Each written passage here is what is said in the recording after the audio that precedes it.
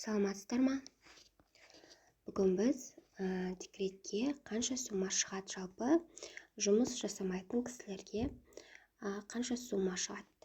Сол туралы бүгін түсіндіріп беретін боламын. Өте маңызды ақпарат негізінде. Және жұмыс жасайтын кісілерге айта кететін боламын. Сонымен единовременная выплата при рождении ребенка дейді. Жалпы негізінде жұмыс жасамайтын кісілерден бастайық. Бірінші, жұмыс жасамайтын кісіге до-родовые деген декреттік төлем төленбейді. До-родовые дегеніміз ол баланың туылғанға дейінгі төлемі. То есть сіз 7 айда уже декретке шығасыз. Егер сізде негізгі жұмыс немесе қосымша ИП-мен жұмыс болатын болса, сіз 7 айыңызда декретке шығасыздар. Сол кезде сол до-родовые төленеді. Ал жұмыс жасамайтын кісілерге осы төлем төленбейді. Өйткені олар еш жерде жұмыс жасамағандықтан немесе ИП тіркелмегендіктен, қосымша жұмыстары жалпы табыс көзі болмағандықтан осылай. Бірінші төлем до-родовые төленбейді. Екінші, ол бізде единовременная выплата при рождении ребенка, яғни баланың туылуына байланысты берілетін ақшасы. Бұл 2023 жыл бойынша егер де сіздің балаңыз бірінші, немесе екінші, немесе үшінші бала болатын болса, онда сізге бала туылғаннан кейін 131.100 теңге шығады. Бұл дегеніміз жөргек пұл деп аталады бір жерде бесік ақша деп те аталады. Жалпы баланың туылуына берілетін ақша. Түсінікті деп ойлаймын. Енді сіз немесе 4-ші балаңызды туып жатсаңыз, немесе 4-шіден кейін 5-ші балаларды босансаңыз, онда сізге 217.350 теңге жәрдемақы беріледі. Яғни бұл 4-ші баладан бастап. Яғни сіз 4-ші балаларды немесе 4-шіден кейінгі балаларды босансаңыз, онда сізге 217.350 теңге таза қолыңызға шығады. Осы жерде ескеретін жағдай, егер де сіздің балаларыңыз, например, сізде егізектер болса, бірінші балаңыз, примерно, мысалға келтірейін, егізектер болса, онда сізде бірінші және екінші бала болып есептелетіндіктен 131.100 теңге екі рет шығады. Екі балаға бөлек шығады.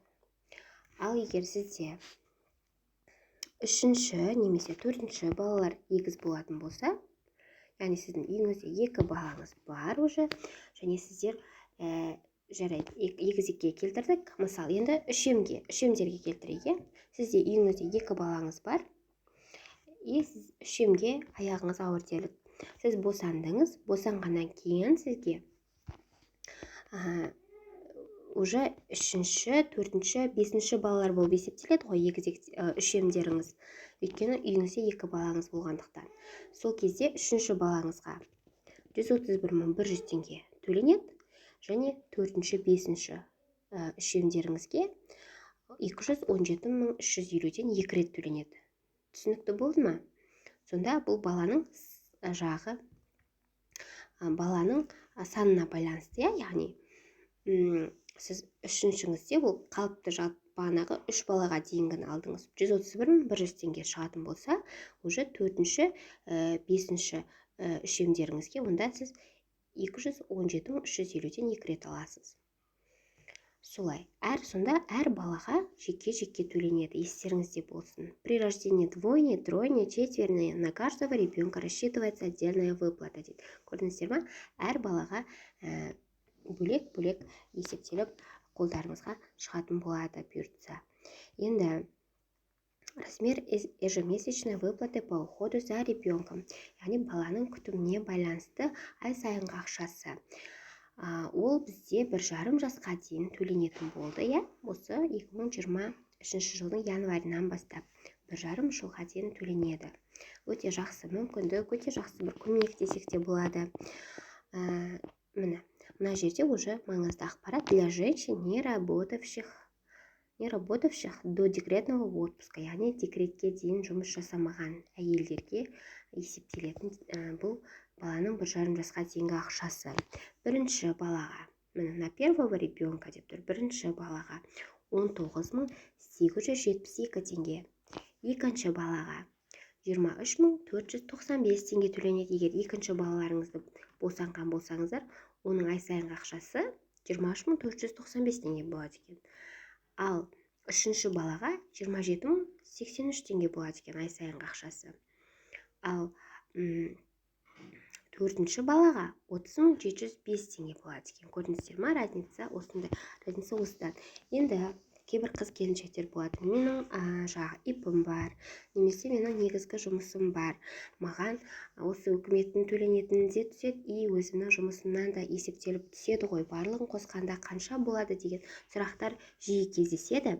Жұмыс жасайтын келіншектер немесе атында кәсібі бар келіншектер, сіздерге егер кәсіптеріңізден есептелген до 1,5 года, яғни баланың 1,5 жасқа дейін ақшасы мемлекеттікінен сәл көбірек болса, сіздердің сол мысалы, сіз мысал келтірейікші осы жерде.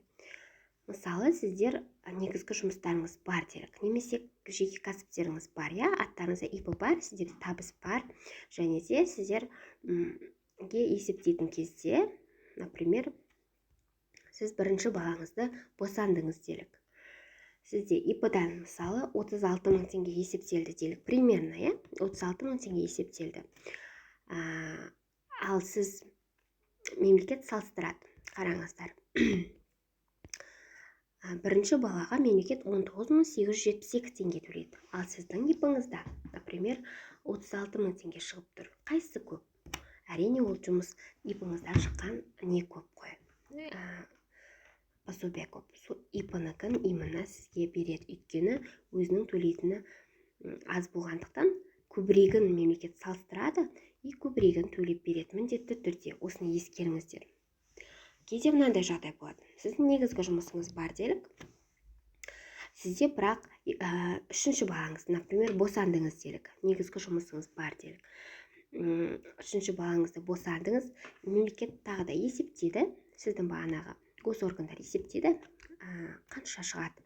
Мысалы, сізге өзіңіздің жұмысыңыздан 25.000 теңге шықты. Балаңыздың до 1,5 годасы, 25.000 теңге шықты. Ал сіз мемлекеттің төлейтіні 27.083 теңге. Енді салыстырады. Жұмысыңыздағы 25.000 теңге көп пе, немесе мемлекеттің үшінші балаға төлейтін 27.083 теңгесі көп пе? Әлбетте, мемлекет төлеп тұрған 27.000-3.000-ға болса да, жұмысыңыздан есептелген сомадан 3.000-ға болса да көбірек екенін ескеріп, сізге осы өзінен төленетін суманы тағайындап береді. Осыны ескеріңіздер, қайсысы көбірек, соны тағайындап береді. Екеуі де қосылып шықпайды. Егер сіз жұмыс жасамайтын болсаңыз, және бұл сумалардан өзіңіздің негізгі жұмысыңыздан немесе қосымша ипіңіздан түскен есептелген сумадан азырақ болатын болса, бұл сумалар сізге бұл суманы бермеді.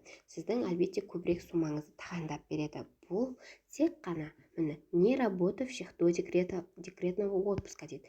Жұмыс жасамаған, декретке дейін ешқандай жұмыс жасамаған кісілерге ғана беріледі.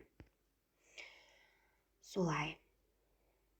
Әлбетте кәсібіңіздегі немесе негізгі жұмысыңыздағы тағайындалған төлемнен көбірек болып тұрса осы сума, онда осы суманы тағайындап береді мемлекет. Сол жағын ескеріңіздер. Көңіл қойып тыңдағандарыңызға көп рахмет, өте түсінікті болды деп ойлаймын.